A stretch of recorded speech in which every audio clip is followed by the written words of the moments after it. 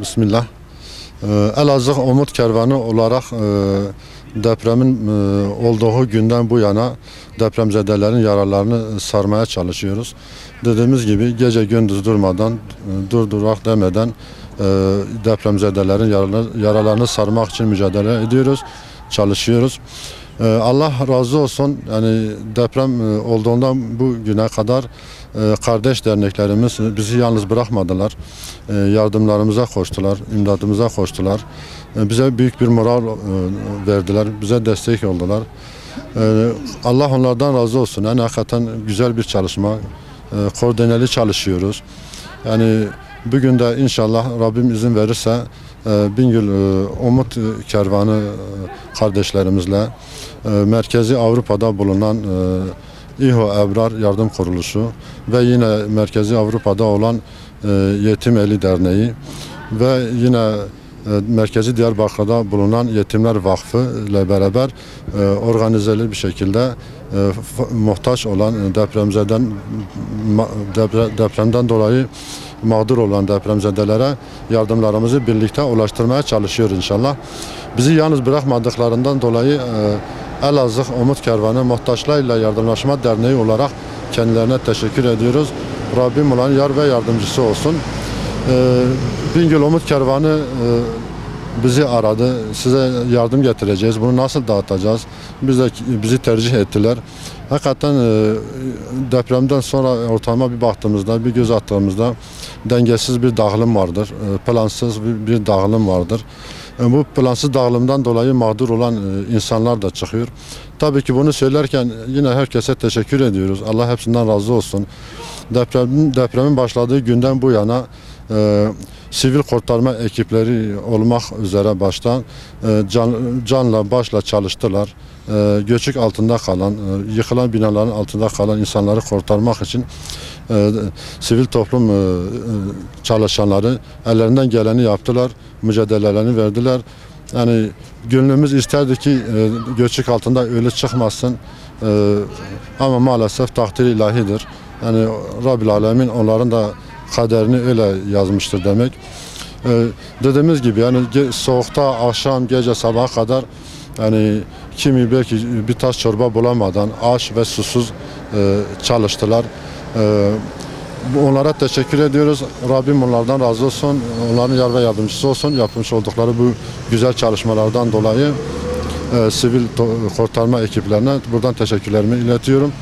Ayrıca depremden dolayı mağdur olan vatandaşlara var güçleri yettiğince çalışma yapıp bu ailelere topladıkları yardımları ulaştırma adına gayret sarf ettiler. Fakat ne yazık ki gördüğümüz manzara biraz işler acısı. Yani dengesiz bir dağılım. Yani Rabbim onların da yer yardımcısı olsun. Yapmış oldukları çalışmalardan dolayı ayrıca onlara da teşekkür ediyorum. Gördüğünüz gibi yani bugün de dağıtacağımız malzemeler gıdadır, ondan sonra battaniyedir, elbisedir, çocuk bezi ve gibi eşyaları inşallah bugün dağıtacağız. Hayırseverlerimiz bizi tercih ettiklerinden dolayı onlara teşekkür ediyoruz. Çakırova Belediye Başkanı'nı buradan teşekkürlerimizi iletiyoruz. Hakikaten bize büyük bir destek oldular. Bize yardım gönderdiler. Başta onların yardımı olmak üzere o yardımlarımızı dağıtmak üzereyiz. Tekrardan Bingöllü kardeşlerimize de bize hem yardıma geldiklerinden dolayı ve hem de bizi beraberinde getirmiş oldukları yardım kolilerinden dolayı kendilerine burada teşekkürlerimi iletiyorum. Rabbim onlardan razı olsun. Rabbim yar ve yardımcılar olsun inşallah. Bismillah. Bingöllü olarak bizler de depremin ne olduğunu çok iyi bildiğimiz için telefonlarımıza sarıldık. Arkadaşlarımızdan bilgi aldık. Nihayetinde bugün de bizler Bingöl Umut Kervanı olarak Elazığ'dayız. Elazığ'da yaşanan depremin bir nebze de olsa yaralarını sarmak için bizler buradayız. Buradaki kardeşlerimize Allah'ın izniyle yardım etmeye gelmişiz. Ensar olmaya gelmişiz. Yaralarını sarmak için elimizden gelen ne ise onu yapmaya çalışıyoruz. Umut Kervanı olarak bizler bugün buraya geldik. yardımlarımızı getirdik. Cenab-ı Allah nasip ederse İnşallah götüreceğiz. Mağdur olan kardeşlerimize vereceğiz. Onların yaralarına merhem olmaya çalışacağız. Geçen hafta Cuma günü deprem olmuştu. Biz namaza gittik. Hoca Efendi'yi de dinledik orada.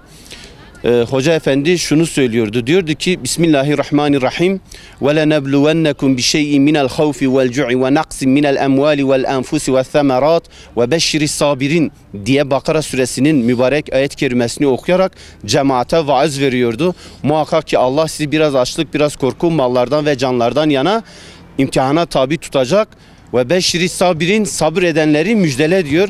İnşallah bizler de bu kardeşlerimize burada şunu söylüyoruz, sabretmeye çalışacağız, gayret etmeye çalışacağız. Hep beraber birbirimizin yaralarını sarmaya çalışacağız ki bu zor günümüzde Cenab-ı Allah bizlere bir kolaylık sağlasın. Bizler biliyoruz ki şunun şahidiyiz, depremde ölen kardeşlerimiz Allah'ın izniyle şehittirler.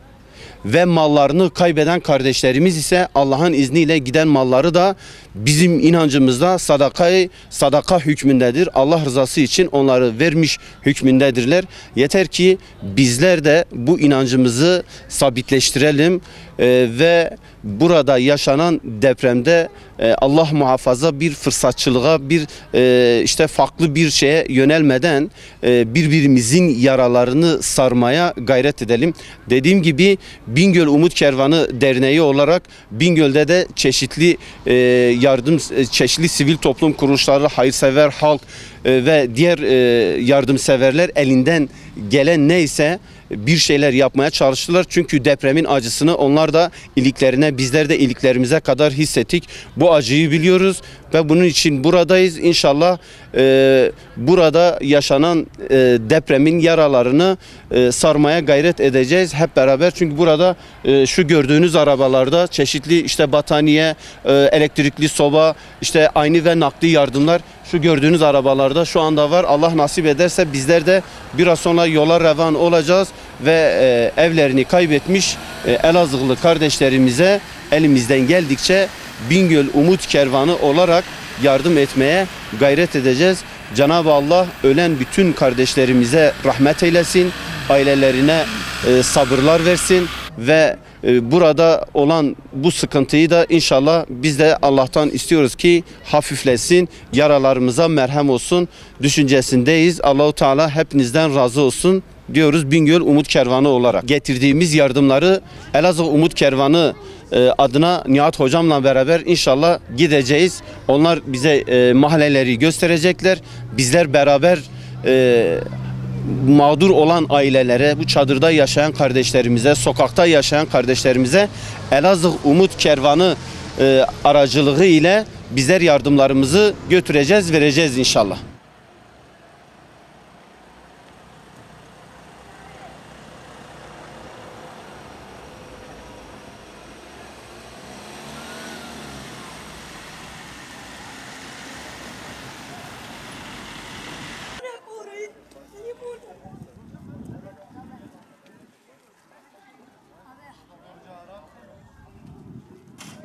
Burada. 10 tane çocuk ama. 10 tane. Gelin. O çocuklar ne yapıyorsunuz? İyisin inşallah. He? Maşallah. Güzel. İkizler. Sen gıdasını ver. Ya tabii buraya gidelim.